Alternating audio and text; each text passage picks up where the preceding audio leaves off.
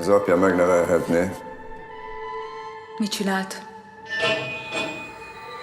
Mint tudjátok, ezen a különleges napon szovjet felszabadítóinkkal és testvéreinkkel együtt ünnepeljük. Nálad alig idősebb fiúkat is megölnek. Mesélj még apámról. Lágerbe vitték.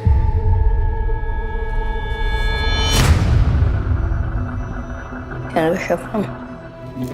Szerintem jó apa maga. Csak most nincs itt.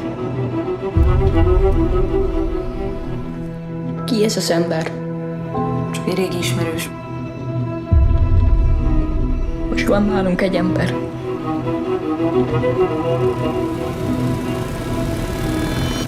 Most már ti vagytok a családom.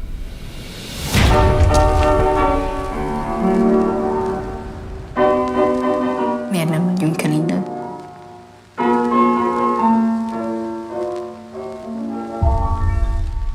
Hazudik az álom, csodákra ne várjon. Szabadságnak ára van.